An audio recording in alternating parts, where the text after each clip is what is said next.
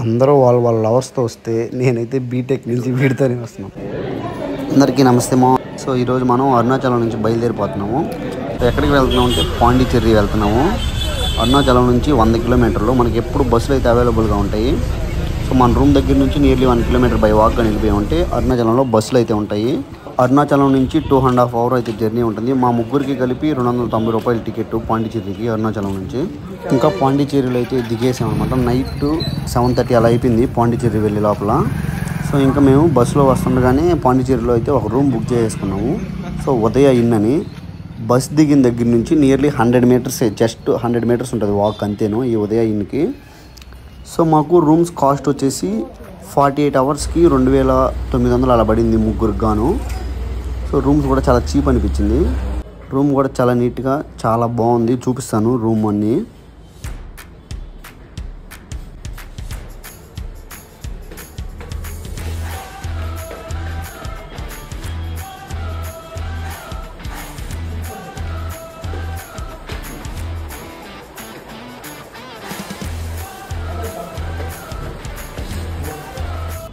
So ఇదైతే bus stand కొత్తగా construction చేస్తున్నారు పాండిచ్చేరిలో. చాలా పెద్ద బస్ స్టాండు. సో నైట్ అయితే చాలా బాగుంది చూడడానికి. సో మన రూమ్ బయట బాల్కనీలో నుంచి చూసామంటే ఎదురుగ్గా బస్ స్టాండ్ ఉంటుంది. ఇదే మన రూమ్ అయితే చూడండి. సింగిల్ సంతకాయలకి ఎలాంటి రూమ్ ఇచ్చారు, లవ్లో రూమ్లు ఇచ్చారు. ఇట్లాంటివి చూసినప్పుడే కదా కడుపు మంటతుంది. చిన్నగా మంటల కడుపు అయితే పాండిచ్చేరిలో అది కూడా ఇట్లాంటి రూమ్ ఇచ్చాడు అనుకో ఫుల్ గురికి చెప్పాలనిపిస్తుంది. అంత కోపం వచ్చేస్తుంది అనమాట. Good morning from Pondicherry. So ఇప్పుడైతే మనం ప్రొమినేట్ బీచ్కి అయితే వెళ్తున్నాం. ఎందుకంటే సన్ రైజ్ బాగుంటుందంట చూడడానికి. సో అందుకని అయితే ప్రొమినేట్ బీచ్కి వెళ్తున్నాం. See you there. దొంగ వచ్చాడే. మన దగ్గర అయితే బైక్ లేదు. బైక్ రెంట్కి తీసుకోవాలి. మనం ఉండే పీజీ పక్కనే ఉంది బైక్ రెంటల్స్ అయితే. సో అక్కడికి వెళ్ళి బైక్ తీసేసుకున్నాం. పర్ డేకి 400 అంట బైక్కి. అక్కడ ఏమేమి ఆడతారో చూద్దాం.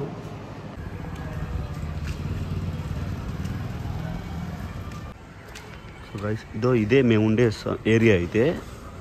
ఇక్కడ అన్ని బైక్ రెంటల్స్ అయితే ఫుల్గా అవైలబుల్గా ఉన్నాయి. బైక్ రెంటల్ అడుగుకి ఒక బైక్ రెంటల్ అయితే ఉంది.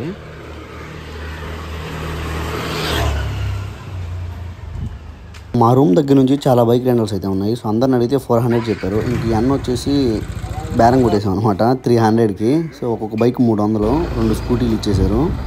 సో మనం స్కూటీ తీసుకునేటప్పుడు అవి నీట్గా చెక్ చేసుకోవాలన్నమాట. దానికి ఏమైనా షట్టర్లు కూడా ఉన్నాయా లేదా అని ఒక వీడియో తీసుకోండి. ఎందుకంటే మళ్ళీ రిటర్న్ ఇచ్చామన్నప్పుడు ఇంతకుముందు ఉంటాయి కదా షట్టర్లు, మనం ఏం చేసేస్తామన్నమాట, మనీ కట్టించుకుంటాం. సో అందుకోసం అయితే సేఫ్ సైడ్గా స్కూటీ కండిషన్ ఎలా ఉంది ఏంటి అనేది ఒక వీడియో అయితే తీసేసుకోండి. ఇంకా మనం బయలుదేరిపోతున్నాం. అన్నకు ఒక 600 ఫోన్పే చేసి ఆధార్ కార్డు అయితే తీసుకున్నాడు అన్న దగ్గరే పెట్టేసుకున్నాడు ఒరిజినల్ ఆధార్ కార్డు. ఏమైనా తేడా జరిగిందనుకో మన అడ్రస్కి వచ్చేస్తాడు అనమాట. సో అందుకోసం అయితే ఆధార్ కార్డు తీసుకున్నారు వీళ్ళు.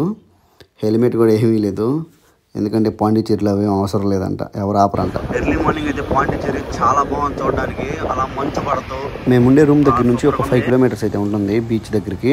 సో గూగుల్ మ్యాప్స్లో బీచ్ అడ్రస్ కొడితే ఇదిగో ఇది ఇచ్చింది. ఇక్కడైతే ఎవరు లేరు, చేపలు పట్టే వాళ్ళు ఒక్కటే ఉన్నారు. సో ఇది కాదని చెప్పేసి ఇంకొక అడ్రస్ అయితే సెర్చ్ చేసి ఇంకొక పక్కకి వెళ్ళామన్నమాట. అది ఎక్కడంటే వైట్ టౌన్ దగ్గర. వైట్ టౌన్ అన్నా, ఫ్రెంచ్ కాలనీ అన్నా, ప్రొమినేట్ బీచ్ అన్నా సేమ్ పక్కనే. Early morning sunrise view అయితే చూడండి ఎలా ఉంటుందో. సో టైం ల్యాబ్స్లో పెట్టేసాము. So just watch it.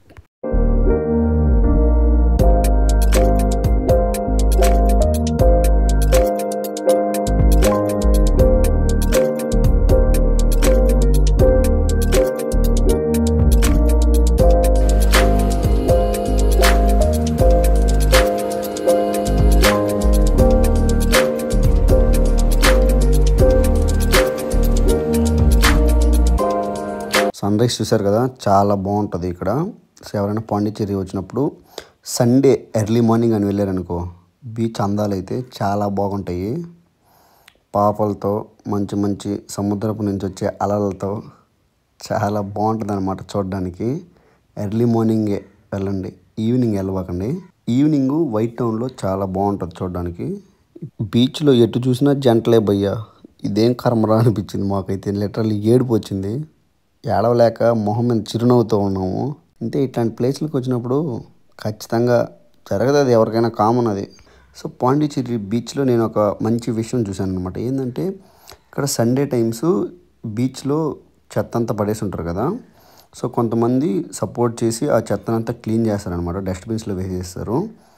చాలా బాగా అనిపించింది అది. చిన్నపిల్లలు కానీ పెద్దవారు కానీ చాలామంది సపోర్ట్ చేస్తున్నారు ఇలా క్లీన్ చేయడానికి. ఎప్పుడైతే మన సిటీని క్లీన్గా చేసుకుంటామో అప్పుడే మనం కూడా బాగుంటాం, అండ్ అలాగే మన ఆరోగ్యాలు కూడా చాలా బాగుంటాయి అన్నమాట. సో ప్రతి సిటీలో ఇలాగుంటే చాలా బాగుంటుంది కదా. అందరూ వాళ్ళ లవర్స్తో వస్తే నేనైతే బీటెక్ నుంచి వీడితోనే వస్తున్నాను. పాపతో వచ్చే టెన్షన్ కంటే పక్కన ఫ్రెండ్ ఉంటే వచ్చే హ్యాపీనెస్ వేరు కదా. నాకు టెన్షన్ వద్దు, హ్యాపీనెస్ ముద్దు అనమాట. మా ఇద్దరిలో ఎవరు అందంగా ఉన్నారో కామెంట్ చేసేయండి. పొద్దున్నే బీచ్ దగ్గర ఇలా చల్లగా వాతావరణంలో చిల్ అవుతుంటే ఆ హ్యాపీనెస్ చాలా బాగుంటుంది. కాకపోతే ఒక డిసప్పాయింట్మెంట్ ఏంటంటే పక్కనే అమ్మాయి లేదు, అదొకటే. కానీ ఇంకా అలా బీచ్ అంతా తిరిగేసి అక్కడ ఉండే అందాలన్నీ చూసేసి స్ట్రీట్ వాకింగ్కి అయితే వెళ్ళిపోతున్నాము. సో వైట్ టౌన్ కదా, చాలా బాగుంటుంది. ఇదైతే చీఫ్ సెక్రటరీ ఆఫీస్ అనమాట. ఇక్కడ గవర్నమెంట్కి సంబంధించిన అంటే గవర్నమెంట్ ఉంటాయి కదా ఆఫీసెస్, అవన్నీ ఇక్కడే ఉన్నాయి ఈ స్ట్రీట్లోనే. సో ఇంకా అలా నడిచి వెళ్ళిపోతూ ఉన్నాం అనమాట చూడడానికి. ఇక్కడ నుంచి ఇంకొద్దిగా ముందుకు వెళ్తే అలా మనకి ఓల్డ్ లైట్ హౌస్ కూడా కనిపిస్తుంది ఇక్కడ, అండ్ మహాత్మా గాంధీ స్టాచ్యూ ఉంది. సో చూద్దాము. ఎర్లీ మార్నింగ్ వచ్చారంటే ఈ రాక్ బీచ్కి ప్లెజెంట్గా చాలా బాగుంటుంది. ఫుల్ ఆఫ్ క్రౌడ్ అనమాట, చాలా ఎక్కువ మంది జనాలు ఉంటారంట సండే ఒక్కటే ఎక్కువ మంది. సో ఎందుకంటే లీవ్స్ కదా, చాలా బాగుంటుంది చూడడానికి. ఇక్కడ ఒకటి అనిపించింది ఏంటంటే హైదరాబాద్లో పావురాలు ఉంటాయి కదా మనకి, సో అలా అనిపించింది నాకు ఈ పావురాలను చూడగానే.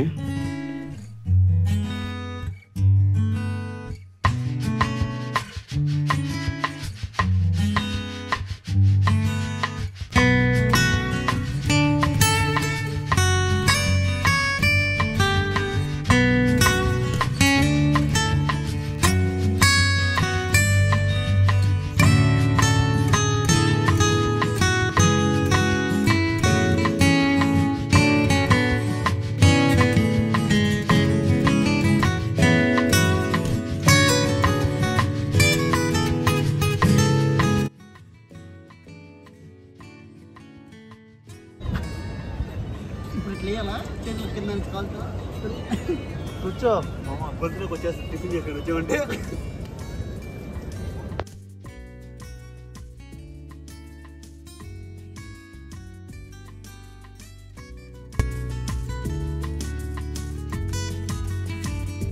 ఇదేనమాట ఓల్డ్ లైట్ హౌస్.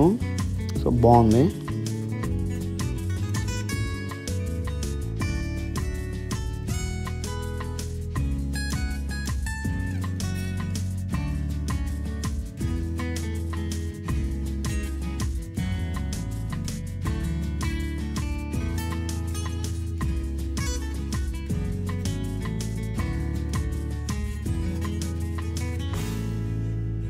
సో ఇంకా అలా బీచ్లో అలా 2 hours చిల్ అయిపోయి ఇంకైతే బైక్ వేసుకొని ఇక్కడ వైట్ టౌన్ కదా, ఇది ఫ్రెంచ్ కాలనీ. బిల్డింగ్స్ అవన్నీ చాలా బాగుంటాయి అన్నమాట. సో బిల్డింగ్స్ అవి ఎలా ఉంటాయంటే ఫ్రెంచ్ స్టైల్లో ఉంటాయి.